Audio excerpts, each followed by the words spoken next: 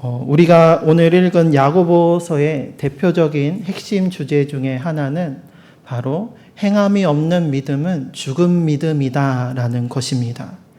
야고보는 믿음이 있다고 말하면서도 행함이 없다면 그 믿음은 능히 그 사람을 구원할 수 없다라고 말합니다. 좋은 나무가 좋은 열매를 맺듯이 믿음은 행함으로 그 열매를 맺기 마련이기 때문입니다.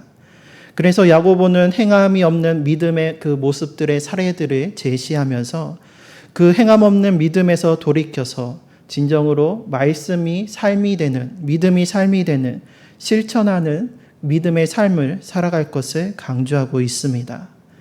야고보가 고발하고 있는 행함이 없는 그 믿음의 모습 가운데 하나가 바로 오늘 읽은 해당 안에서 일어나고 있는 차별의 문제였습니다.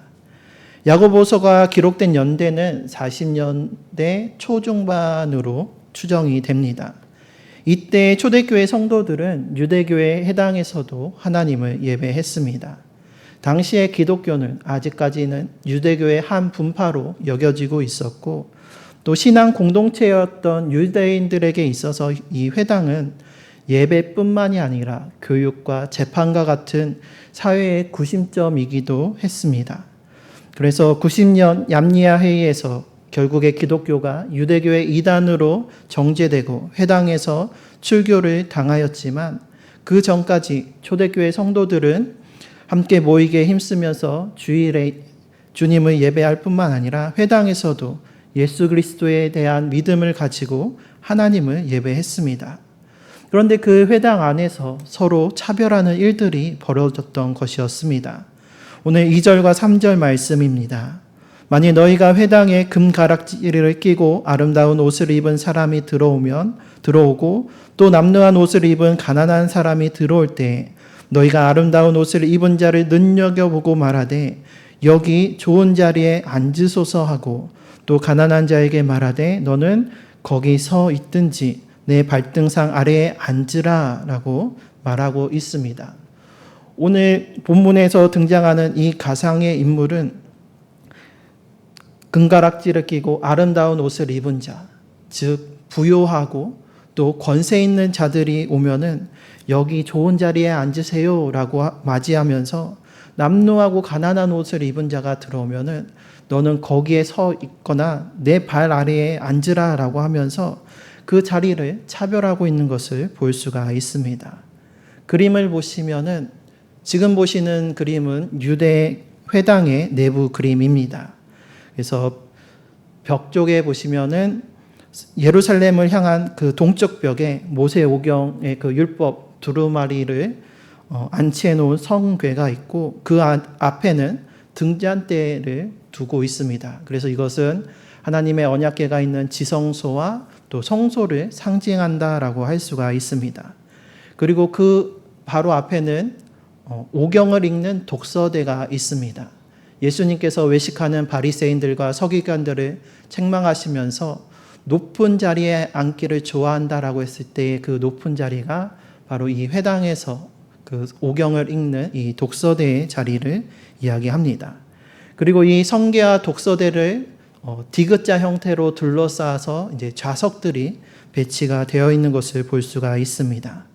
2층은 자세히 보시면은 아이들과 여성들이 앉아 있는 것처럼 2층은 여성들을 위한 자리로 구별이 되었고 1층은 남성들이 앉는 자리였습니다.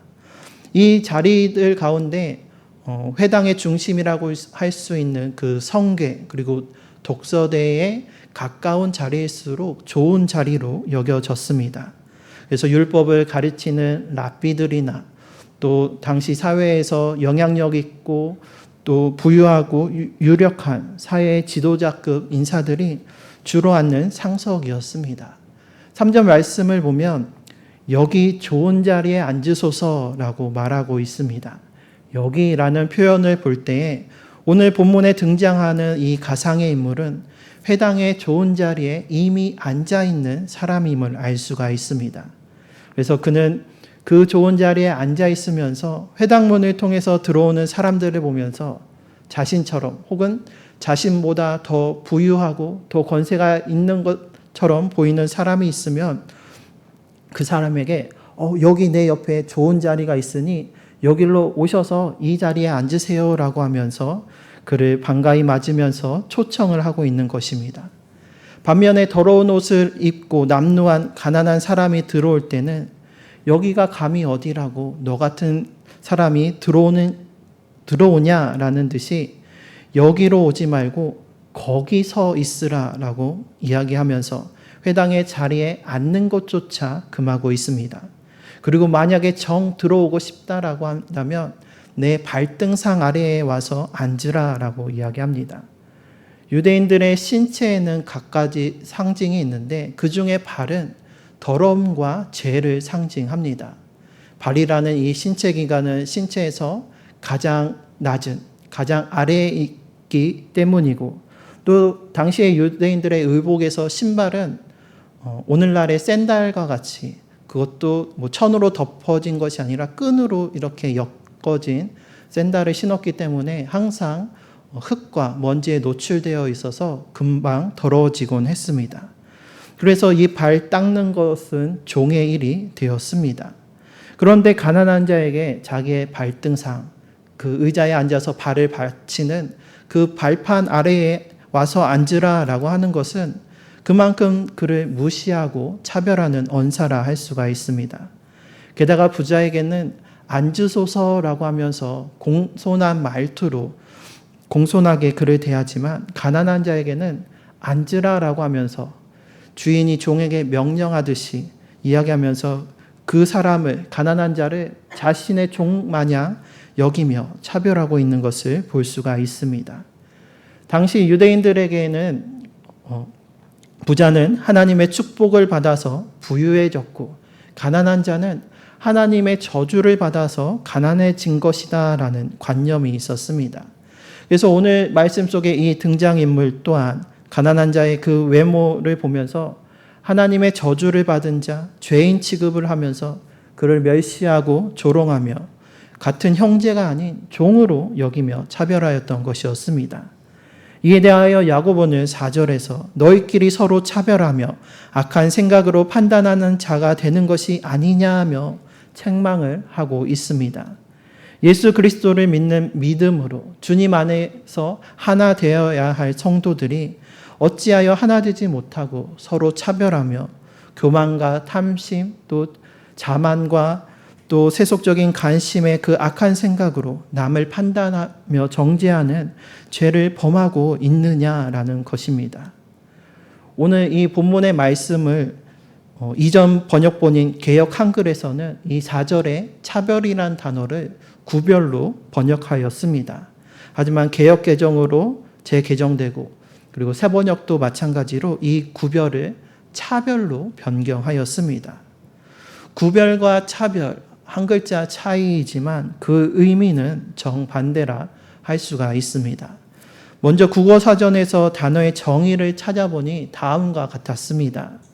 구별은 성질이나 종류에 따라 차이가 남 또는 성질이나 종류에 따라 갈라놓음이라고 정의하고 있고 차별은 둘 이상의 대상을 각각 등급이나 수준 따위의 차이를 두어서 구별함이라고 정의하고 있습니다.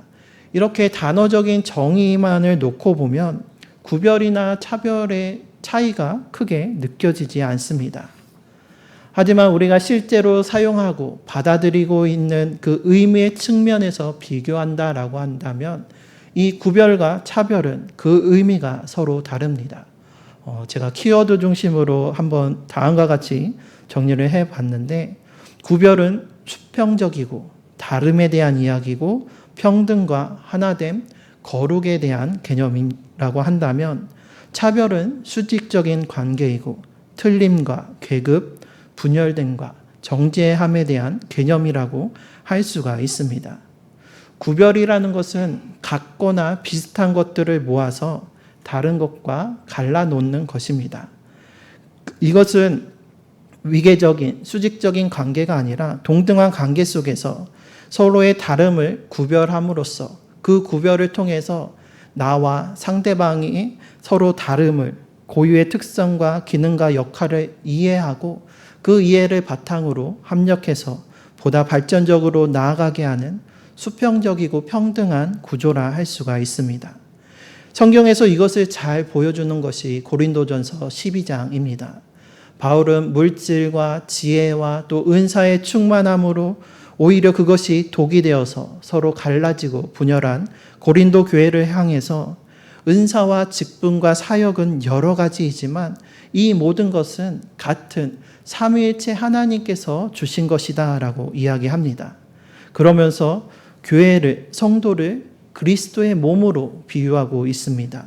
손과 발, 또 눈과 귀, 몸의 그 많은 지체들이 각기 모습과 기능과 역할들이 달라서 서로 구별되지만 한 몸을 이루는 것과 같이 우리는 그리스도의 몸이며 각 지체의, 구별된 각 지체의 각 부분이다라는 것입니다. 교회 안에는 참으로 다양하고 서로 다른 사람들이 함께 합니다. 성도 가운데에는 가난한 자도 있고 부유한 자들도 있습니다. 또 육신이 연약한 자들도 있고 강건한 자들도 있고 또 은사의 종류가 다르고 은사의 크기도 서로 다릅니다. 당장에 서로만 바라봐도 우리가 서로 외모도 다르고 또 성별도 다르고 또한 우리가 가지고 있는 재능과 능력도 다릅니다. 성격도 취향도 정말로 참 다릅니다. 그리고 우리에게 맡겨진 직분과 사역들도 서로 다릅니다. 하지만 이 서로 다른 구별됨으로 하나님께서 주신 이 다름으로 연합하여 한 몸을 이루며 합력하여서 선을 이루는 것이 성도요 교회입니다. 그리고 나아가서는 세상과 구별됨으로 인하여 거룩함으로 살아가야 하는 것이 우리들입니다. 하지만 서로 다름을 구별이 아닌 차별로 여긴다면 이것은 죄가 됩니다. 차별은 하나님께서 허락하신 이 서로 다름을 다르다가 아닌 틀리다로 여기게 만듭니다. 그렇게 차별에는 나는 맞고 너는 틀리다라는 남을 정죄함과 또 내가 너보다 더 우월하다라는 교만함이 담겨져 있습니다. 그래서 차별은 관계를 수직적으로 만들고 여기와 거기라는 계급을 만들어냅니다. 그래서 오늘 말씀처럼 가난한 자와 부유한 자의 계급을 만들고 함께 앉아있지 못하도록 하나 되지 못하고 연합하지 못하도록 만들어서 분열과 갈등을 초래합니다.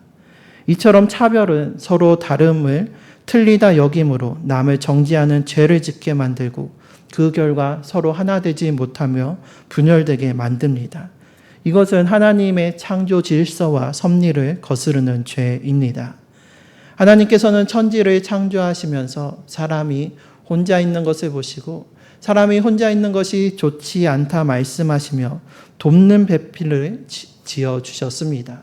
그래서 그 둘이 하나 되어 합하여 한 몸을 이루도록 만드셨습니다.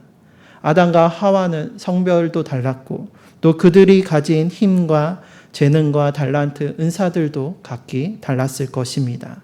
하나님께서는 서로 구별되는 그 다름을 통해서 서로의 부족함을 채워주며 서로 합력하고 서로 돕는 배필로 하나 되도록 사람을 지으셨습니다. 그리고 서로 다른 우리가 서로 합력하여서 선을 이루며 주님 안에서 하나 되어 연합하는 것을 보시고 하나님은 기뻐하십니다. 하지만 차별은 사람이 서로 하나 되게 하시는 이 하나님의 섭리를 거스르게 만듭니다. 그렇게 우리는 사람을 차별하여서 대해서는 안 돼야 합니다. 오늘 본문의 인물처럼 우리도 때로는 부유한 자를 보면서 하나님의 복을 받은 자라고 여기고 가난한 자를 보면서 복을 받지 못한 자라고 여기고 또는 내 자신을 그렇게 또한 여기기도 합니다.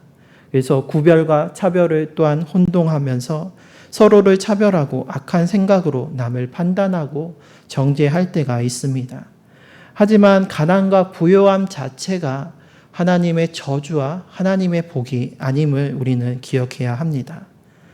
주님의 말씀과 같이 가난한 자는 복이 있습니다. 하지만 가난하다고 해서 무조건 복이 있는 것은 아닙니다. 가난 때문에 자신의 신세를 한탄하고 낭망하면서 하나님을 원망하고 세상의 부요함만을 바라보며 그것을 쫓는다면 그때의 가난은 저주가 됩니다.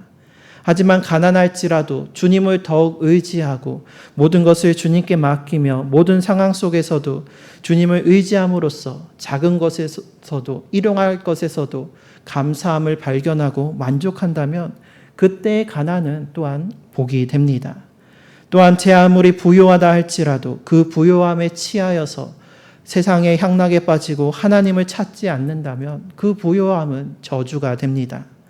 하지만 부요함으로 인해서 하나님께 더욱 감사하고 그 모든 것이 하나님의 은혜요, 하나님의 것임을 인정하면서 하나님께서 주신 것으로 더욱더 선을 행할 수 있다라고 한다면 그때의 부요함은 복이 되는 것입니다. 어떠한 상황에서든지 내가 무엇을 가지고 있고 또 무엇이 없다 한들 무엇을 하든지 다 하나님의 영광을 위해서 하며 하나님의 기쁨이 된다면 그것이 참된 복인 것입니다. 그러므로 가난한 자와 부요한 자를 우리는 구별할 수는 있어도 차별해서는 안 된다라는 것입니다. 가난하든지 부요하든지 우리는 서로 다름으로 구별된 지체로서 주님의 몸된 교회를 이루며 한 몸이 되어서 하나님의 영광과 하나님의 기쁨이 되어야 합니다.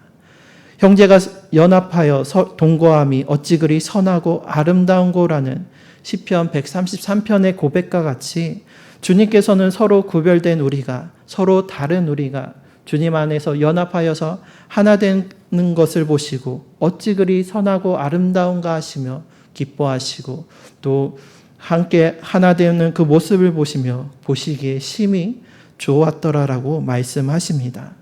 바라기는 우리가 먼저 차별이 아닌 구별됨으로 주님 안에서 하나 되기를 원합니다.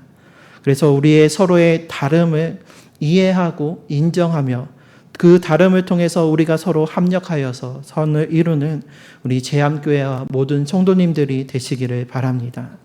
그래서 오늘 야고보가 지적하고 있는 것처럼 악한 생각으로 남을 판단하고 서로를 차별하는 죄를 범함으로써 하나님의 몸된 교회를 분열하고 찢기는 그러한 죄를 범하지 않는 우리 모두가 되시기를 바랍니다. 오늘 야고보서의 이 초대교회처럼 처음 한국교회에서도 차별의 문제들이 있었습니다. 그 가운데 대표적인 차별의 문제가 바로 여성 차별의 문제였습니다. 선교사들이 복음을 전할 때에 겪었던 큰 어려움 중에 하나가 바로 여성들에게 복음을 전하는 것이었습니다. 남녀 유별 그리고 남존 여비의 가부장적인 유교 사회였던 조선에서 여성들은 제대로 교육을 받을 수 없었고 그들은 남성과 동등한 대우를 받지 못하고 차별을 당해 왔습니다. 1897년 12월에 정동교회에 이제 예배당을 세우면서 봉헌 축하 행사 가운데 하나로 토론회가 열리게 되었습니다. 그런데 그때 토론회의 주제가 여성을 교육하고 동등함으로 대하는 것이 가능한가라는 주제였습니다. 여성의 평등과 또 교육에 대해서 논의하는 토론회였는데 아이러니하게도 이때 토론회 발언자들은 모두 남성들이었고 여성들은 그저 발언권이 없는 회중으로 이 토론회에 참석해 있었습니다. 이때 여성 평등을 주장하면서 찬성파였던 서재필, 조한규 등은 미국의 예를 들면서 여성들도 교육을 받고 사회활동을 나서야 할 것을 주장했습니다. 하지만 반대표였던 윤치호는 미국 유학을 다녀왔음에도 여전히 그 보수적인 그 생각으로 여성의 평등과 교육에 대해서 반대 입장을 표명했습니다. 그러면서 이야기하는 것이 인류의 타락이 어디서부터 시작되었는가 보라. 선악과를 먼저 따먹은 하와 때문이 아닌가라고 그 이야기를 하면서 여성 교육과 평등은 오히려 혼란과 타락만을 조장할 것이라고 주장하였던 것이었습니다. 이 이야기를 듣고 있던 회중 가운데 여성들이 이렇게 외쳤다라고 합니다. 하와가 비록 죄를 지었으나 마리아가 아니었으면 예수님께서 어찌 세상에 오셔서 죄를 대속하였으리요. 하와만 보지 말고 마리아도 보십시오 라고 외쳤다라고 합니다. 이후에 토론은 반대파와 찬성파로 나뉘어서 난상 토론으로 끝났다라고 합니다. 이처럼 복음이 전파되는 가운데서도 여성 차별이라는 갈등과 문제가 처음 한국교회에도 있었습니다. 그리고 또한 외간 남자와는 말도 섞지 않고 얼굴을 마주하지도 않는데 남성인데다가 외국인 선교사들이 여성에게 복음을 전하는 것은 결코 쉬운 일이 아니었습니다. 어떻게 해서 여성에게 복음을 전파해서 그가 예수님을 믿기로 하고 주님께 나와 예배 드리려고 결심을 해도 예배당에 남자들만이 모여 있어서 나오려 하지 않는 일들이 일어나곤 했습니다.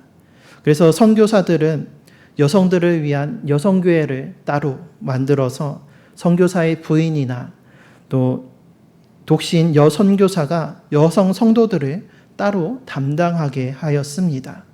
어쩔 수 없는 상황에서 찾았던 고육지책이었습니다. 그리고 그렇게 못할 경우에는 예배당 가운데에 휘장, 커튼을 쳤습니다. 그래서 남자석과 여자석을 서로 구별하고 서로 얼굴을 마주보지 못하도록 하였던 것이었습니다. 그렇게 구별해서 예배는 드릴 수 있었는데 문제는 세례를 베푸는 일이었습니다. 독신의 여선교사가 있으면 다행이지만 대부분이 남성 선교사였고 세례를 베풀기 위해서는 얼굴을 마주보며 세례 문답을 하고 세례를 베풀어야 했기 때문이었습니다. 그래서 이때에 이 문제를 해결하기 위해 일종의 편법이 생겨났는데 그것이 바로 휘장 세례였습니다. 보시는 그림처럼 가운데에 휘장을 치고 여성이 그 휘장의 구멍 가운데에 머리만 쏙 내미는 것입니다. 그래서 남자 선교사와 눈을 마주치지 않고 세례 문답을 하고 남성 선교사가 그 머리 위에 물을 이렇게 떨어뜨리는 것으로서 세례를 베풀었던 것이었습니다. 이 세례를 최초로 받은 여성은 평양의 전삼덕이었습니다. 그녀는 지난 시간 이야기 나누었던 홀 선교사를 통해서 복음을 전파하게 되었습니다. 그래서 남편의 반대에도 불구하고 신앙생활을 하기 원했는데 청일전쟁의 여파로 홀 선교사가 전염병에 걸려 죽게 되고 그의 뒤를 이어서 스크랜튼 선교사가 평양 선교를 담당하게 되었습니다. 그리고 그에게 이 전삼덕 여인이 세례를 받게 되었습니다.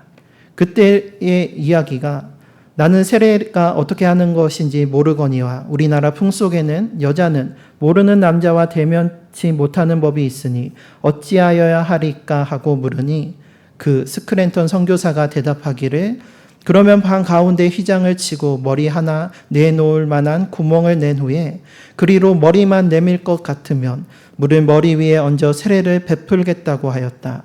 나는 그의 가르쳐주는 대로 하여 나의 작은 딸과 함께 처음으로 세례를 받았다. 당시의 여성 차별적인 문화와 사상 가운데 어쩔 수 없이 행한 방법이었지만 이 휘장 가운데 뚫린 이 작은 구멍이 결국에는 차별의 담을 허물게 되었습니다. 이 휘장 세례로 최초의 여성 세례를 받은 전삼덕은 세례를 받은 후에 전도 여인으로 복음의 증거자가 되었습니다. 전도 여인이라는 이 직분은 앞서 말씀드린 것처럼 남성 선교사들이 여인들을 직접 만날 수 없고 그들에게 이야기 나누며 복음을 전할 수 없었기 때문에 선교사들을 대신해서 선교사들이 전해준 그 복음을 전하고 또 찬송가와 성경을 전해주고 또 성경과 찬송을 부를 수 있도록 한글도 가르쳐주고 했던 그러한 선교사의 조력자 역할을 했던 직분이 바로 전도 부인입니다. 우리가 1년에 한 번 지방에서 사경회를 하고 있는데 이 사경회의 유래 또한 이 전도 부인으로 인해서 생겨났습니다. 선교사들을 대신해서 성경 말씀을 가르쳐야 했기 때문에 그 전도 여인들에게 먼저 성경을 가르치고 기독교의 교리를 가르치는 것이 바로 사경회의 시작이었습니다. 그래서 이 전삼덕은 전도 부인으로서 평생 동안을 복음을 전하는 역할을 담당했습니다. 그래서 죽기까지 건강이 허락하는 한 그 사명을 끝까지 감당하여서 여러 교회와 학교를 세웠고 많은 이들에게 복음을 가르쳤습니다. 그녀로 인해 전도된 사람이 600여 명에 이르고 그 중에는 교회의 지도자와 사회의 지도자로 성장한 사람들도 많았습니다. 전삼덕을 비롯한 전도 부인을 통해서 막혀 있었던 여성 선교의 물꼬가 트였고 복음이 남녀 구분 없이 모두에게 퍼지게 되었습니다. 그러면서 여성 차별의 휘장이 찢어지게 되었습니다. 앞서 말씀드렸던 그 정동교회에서의 그 토론회가 있은 지 20여 년이 지나서 그 교회의 남녀를 가로막았던 휘장이 결국에는 철거되면서 남자와 여자 차별 없이 다 같이 함께 예배를 드릴 수 있게 되었습니다. 세례를 베풀기 위해 뚫었던 그 작은 구멍이 여성 차별의 상징이었던 휘장을 결국에는 찢어지게 만들었던 것이었습니다. 예수님께서 십자가에 달려 돌아가실 때 성소의 휘장이 찢어졌습니다. 제사장만이 들어갈 수 있었던 성소가 이제 예수 그리스도의 이름을 믿고 의지하는 예수님을 구주로 영접하는 모든 자들에게 하나님 나라가 열리게 되었던 것입니다. 이것은 누구에게나 차별 없이 임한 하나님의 의였습니다. 로마서 3장 22절 말씀과 같이 곧 예수 그리스도를 믿음으로 말미암아 모든 자에게 미치는 하나님의 의인이 차별이 없느니라. 하나님의 의, 바로 예수님께서 우리를 구원하시기에 오신 이 구원의 은혜는 모든 사람에게 차별이 없이 미친 것이었습니다. 그런데 그 은혜를 받은 자로서 우리가 오늘 야고보서 2장 1절의 말씀과 같이 내 형제들아 영광의 주 곧 우리 주 예수 그리스도에 대한 믿음을 너희가 가졌으니 사람을 차별하여서 우리가 대할 수 있겠습니까? 서로 다른 우리들이지만 차별이 없이 모든 믿는 자에게 미치는 그 하나님의 의를 입은 자로서 휘장을 찢으시고 막힌 담을 허신 우리 주 예수 그리스도에 대한 믿음을 가진 자로서 우리는 남을 차별함으로써 판단하고 정죄하고 분열하는 그 죄를 범해서는 안 됩니다. 예수님께서 십자가에 달려 돌아가심으로 그 모든 담을 허시고 그 휘장을 찢으셨는데 우리가 차별함으로 다시금 그 차별의 담을 죄의 휘장을 하나님과 사람 사이를 가르는 그 휘장을 다시 친다면 아니 될 일입니다. 그러므로 우리는 예수님을 믿는 그 믿음으로 예수님을 닮음으로 말미암아 남들을 차별하는 것이 아니라 구별됨을 통해서 서로의 다름을 이해하고 인정하며 그 다름을 통해서 오히려 연합하여서 하나됨으로써 하나님의 기쁨과 영광이 되고 나아가 세상 가운데 구별됨으로써 하나님을 증거하고 거룩의 삶을 살아가는 우리 모두가 되시기를 주님의 이름으로 축원합니다.